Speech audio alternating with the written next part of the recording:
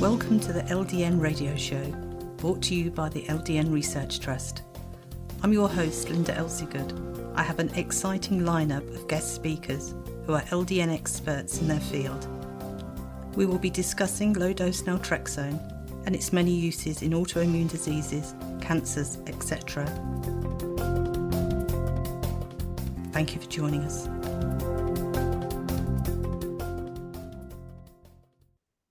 I'd like to welcome our guest today, Sara from the US, who has hypermobility Ehlers-Danlos syndrome, CCI, endometriosis, and tethered, what was it, Sara?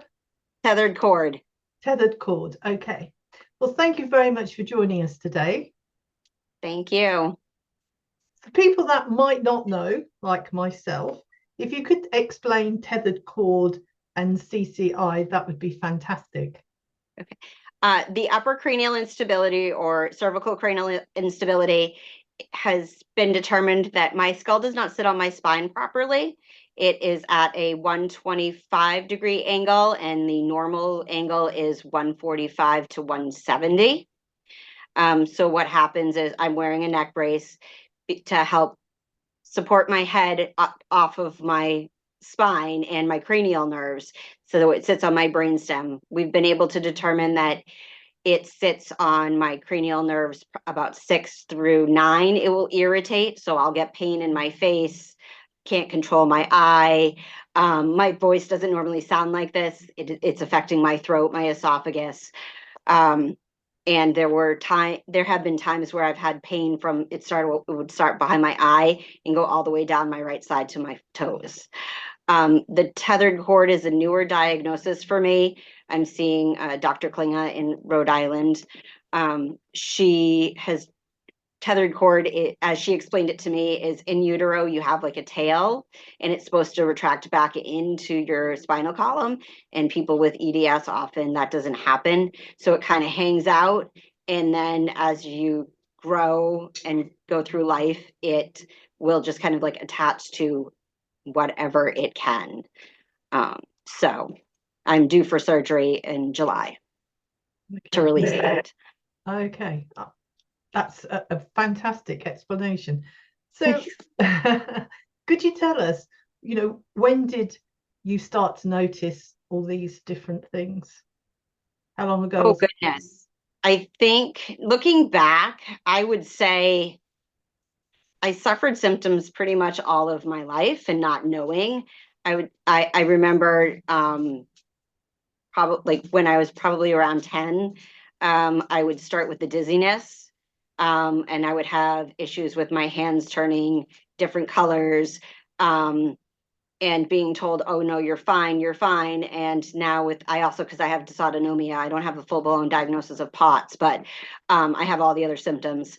And then as I got older, I had ovarian cysts. I was diagnosed with endometriosis at about 21, fairly early.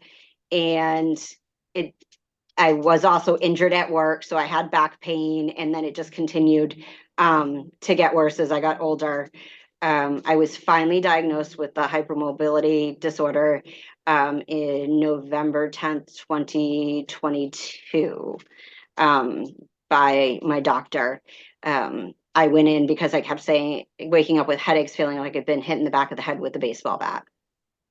Wow. And he went through my medical history for an hour asking me all these questions. And then I got on the table and he said, I think I know what you have. And he told me, and I just kind of like started crying because it just all made sense. It was a relief, was it? It was. And then the reality of having a complex chronic illness and going down the rabbit hole of figuring out the MCAS stuff, because I've had allergic reactions to things and no one was ever able to determine why. And now with the upper cranial instability, the cervical cranial instability, I don't think anybody would have believed me about all of the pain that I was in if I didn't have that diagnosis. Okay. So before you found the doctor to help you, And you said that you've had these symptoms most of your life. Mm-hmm. Before you got help, what would a typical day have been like from when you got up to the morning till you went to bed? Just so we can understand what you were going through, what it felt like for you. Before I had the diagnosis or since then? Before, I mean, every day is unpredictable. There were days where I would wake up with, it was strange because I would wake up with these migraines.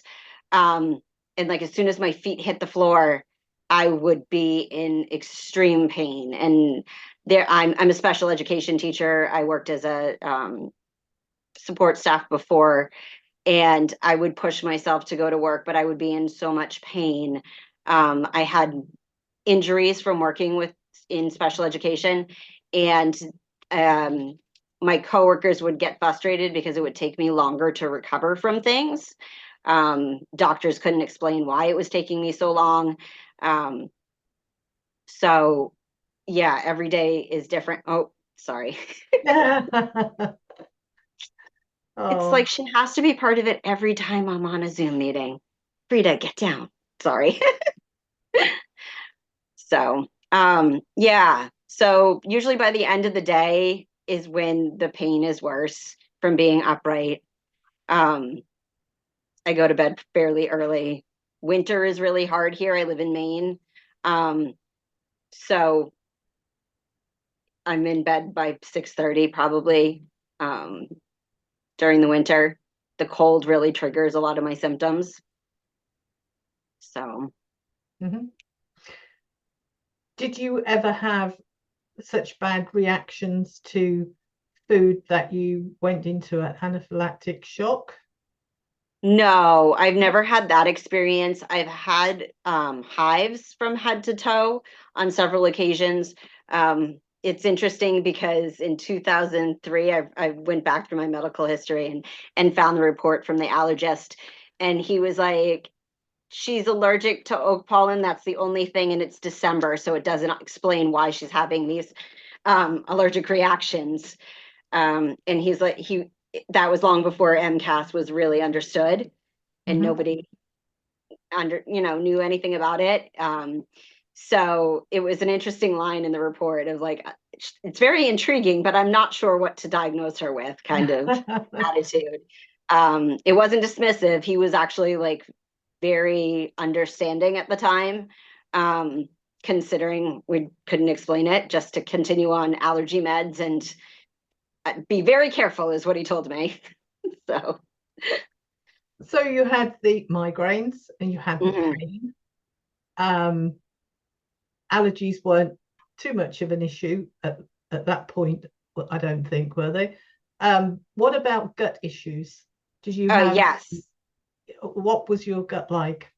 So I was diagnosed with technically with IBS about the same time.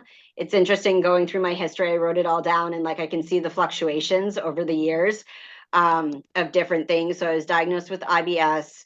I would have the constipation, the diarrhea, reactions to food like almost immediately after eating them. I've since gone gluten-free, which has made a huge difference.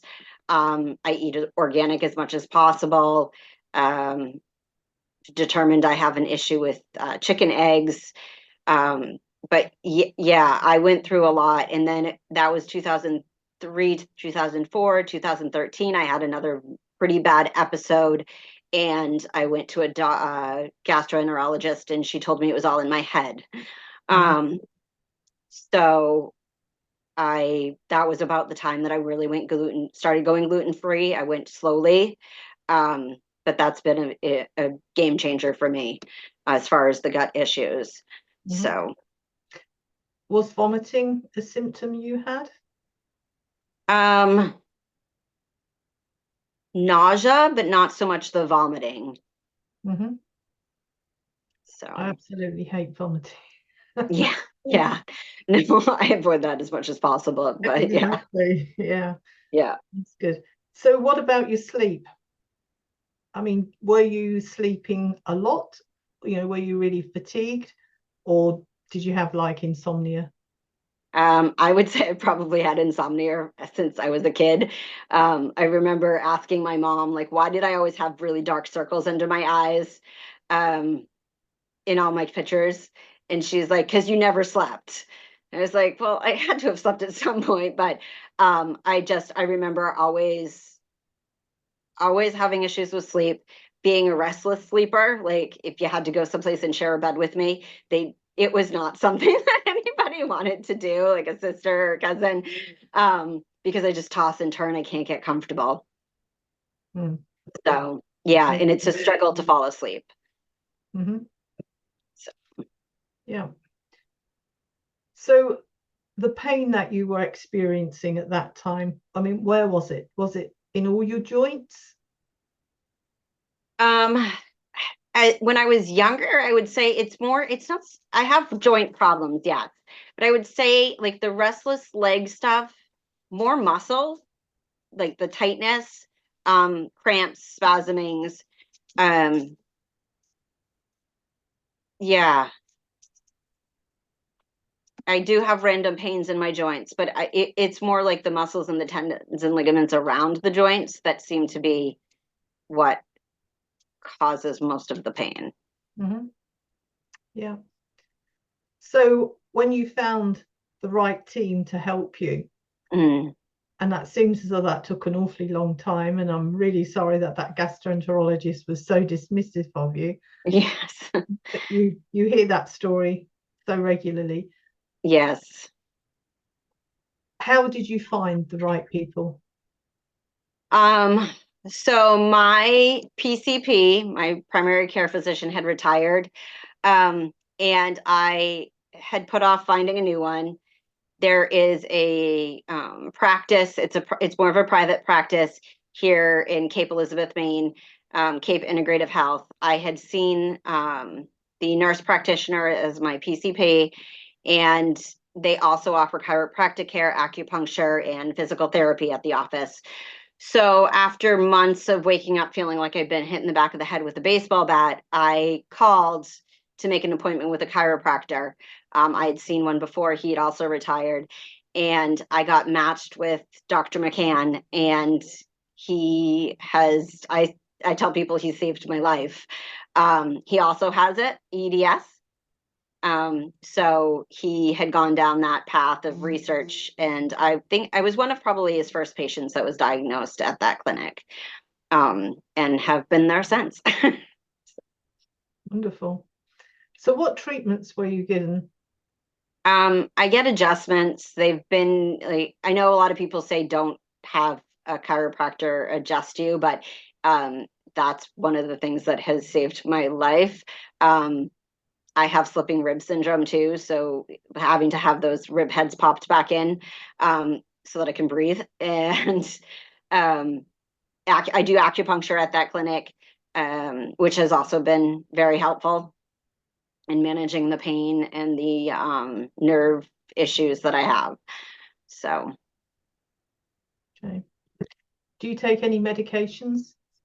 I take Lyrica for the nerves pain. It was getting to the point where I was losing feeling in my legs last fall. So I started on that, and I take several muscle relaxers at night, different ones, depending on whether it's the work week or the weekend. But that's pretty much it. I use a lot of supplements like turmeric and different things to help with the inflammation.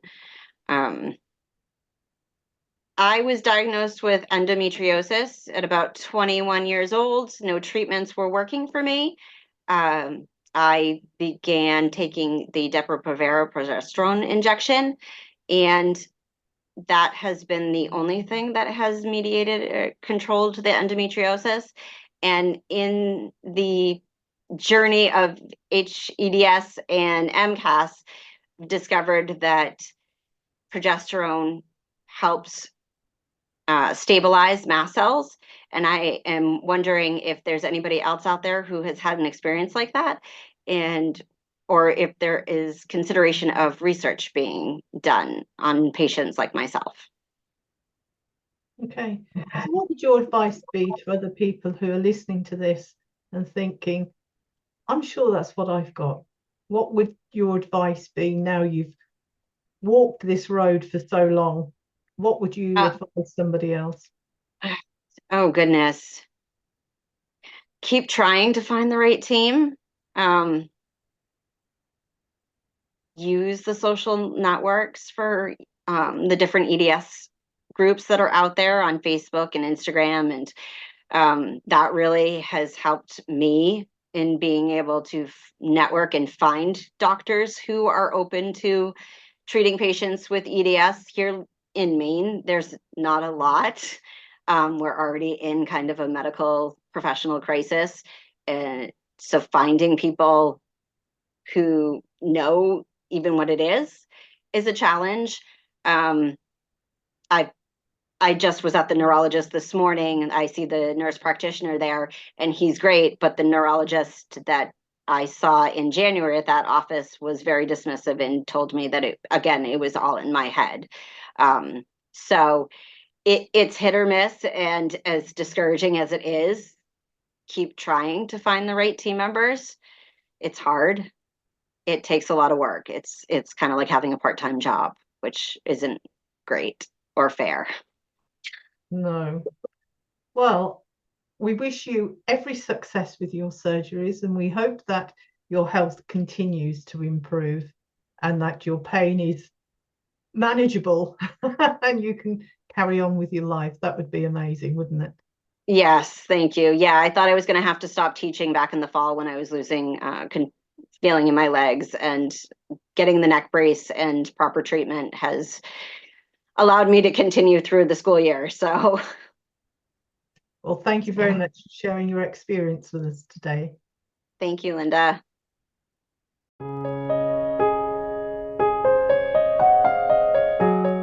I'm Dr. Leonard Weinstock, a guy who's been prescribing LDN since 2005, and I've seen the wonders.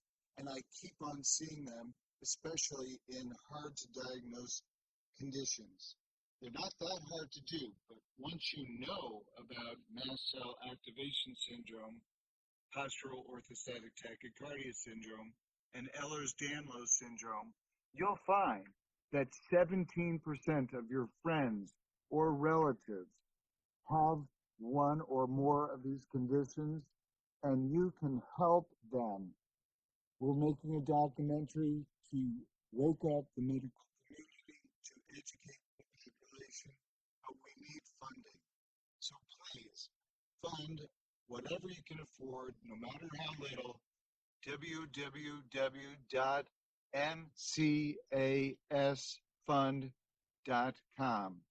That's mcasfund.com.